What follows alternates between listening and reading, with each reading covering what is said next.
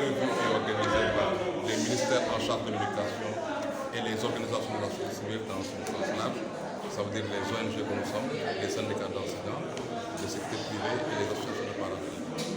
Une tradition au Sénégal que nous saluons et nous voudrions en profiter pour inciter le gouvernement du Sénégal à maintenir le dialogue entre ces techniciens et les acteurs sociaux que nous sommes. Parce que simplement, c'est de par le dialogue pour construire des perspectives qui prennent en charge, pas que ce soit suffisamment consensuel. Je crois que la preuve a été donnée durant la période de la Covid, où les réponses ont été construites de manière coordonnée, de manière complémentaire, et donc les encourager par rapport à cette initiative de pré-revue.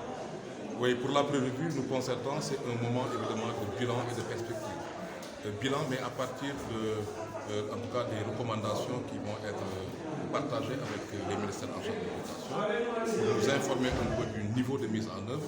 Et après cette information, nous en interne en tant que société, nous allons évidemment en profiter pour construire nos stratégies, pour construire nos contributions à la revue qui est prévue. Oui, vous l'avez dit, il y a que chaque année dans notre système éducatif, malgré les efforts qui sont faits, on constate qu'il y a eu, c'est presque les mêmes problèmes qui sont posés, c'est les mêmes solutions qui nous sont apportées et c'est les mêmes dénouements aussi qui sont constatés. Donc il faudrait évidemment qu'on travaille à être un peu plus pratique en ayant évidemment des recommandations ciblées qui adressent des questions particulières et pour lesquelles nous décidions ensemble de les résorber de manière définitive. Aujourd'hui, le système éducatif fait face à des gaps. Oui, c'est vrai qu'il y a eu des efforts qui ont été faits sur certains aspects, mais beaucoup de gaps qu'il faut aujourd'hui adresser de manière définitive. Quand on parle de ces gaps, on parle déjà du gap en intrant.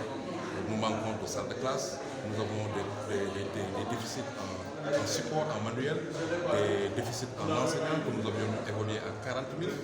Et donc ces gaps-là, il faudrait évidemment signifier aussi la qualité, donc si on veut respecter les normes et standards de qualité. Mais il y a aussi un cap à donner, parce que vous ne pouvez absolument rien planifier si vous n'avez pas de données suffisantes. Donc ces données devraient être davantage financées. Et donc, pour ce temps-là, nous considérons que le gouvernement du Sénégal devrait donner encore plus d'attention en termes de ressources à injecter à la direction de la planification pour qu'on puisse collecter des données qui nous parlent et qui nous permettent de pouvoir planifier les réponses aux différents caps qui sont là. Un cap en termes de respect des engagements. Vous le savez, la considère comme d'ailleurs les organisations sociales qui sont là, nous faisons attention au droit à l'éducation, à son effectivité. C'est un droit humain qu'il faut évidemment garantir pour tous les enfants. Et la loi d'orientation à son article 3 nous rappelle que c'est de la responsabilité première de l'État. Donc il n'est pas acceptable qu'en 2021, qu'il y ait encore des enfants qui, à des jours de travail, sont dans la rue, qui ne savent pas lire et écrire, qui ne sont dans aucune offre éducative, pas dans une école classique, pas dans un dara, pas dans un atelier convivial. Cela n'est pas acceptable. Nous pensons aujourd'hui qu'il faudrait évidemment travailler à faire en sorte que l'éducation puisse être une réalité. Et j'en profite pour rappeler que quand on parle de droit, le droit étant éminemment positif, le droit invite à de la qualité. Quand je parle de droit à la santé, c'est pour être soigné. Le droit à l'éducation, c'est pour savoir aussi avoir des compétences qu'il faut. Donc le droit, il est positif. Donc ça invite à la qualité. Et donc nous pensons aujourd'hui que ça doit être une préoccupation forte de notre gouvernement et de nous tous pour qu'on puisse faire la pression nécessaire et ne plus voir un seul enfant qui ne sache pas lire et écrire, parce que ça peut même être un danger pour la société que d'avoir des enfants qui savent lire et écrire. Ils seront à la merci de tout le monde. Et donc nous savons qu'avec le contexte qui est là, on parle de terrorisme, on parle de beaucoup de choses. Si les enfants sont dans la rue, ils peuvent être à la merci de n'importe quoi. Et ça peut être un danger, une bombe sociale pour notre pays. Mais est-ce que elles sont à parce créer. qu'on peut les mettre à l'école. C'est vrai qu'il y a un participant qui a parlé dans ce sens, mais quand on parle, je rappelais tout à l'heure que le droit, madame, il est positif en droit. Vous avez entendu parler de droit à la santé. Est-ce que c'est pour être malade? Non. C'est pour être guéri et pour être soigné. Quand on parle de droit à l'éducation, ça doit signifier aussi de la qualité.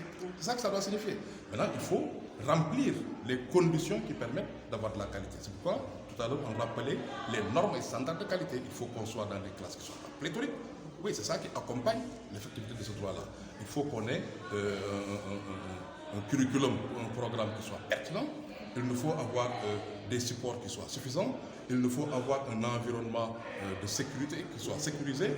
Voilà, donc il y a évidemment beaucoup de déterminants qu'il faut adresser si nous voulons faire de la qualité. Mais en principe, un droit étant positif, quand on parle d'éducation pour tous, on parle d'éducation de qualité.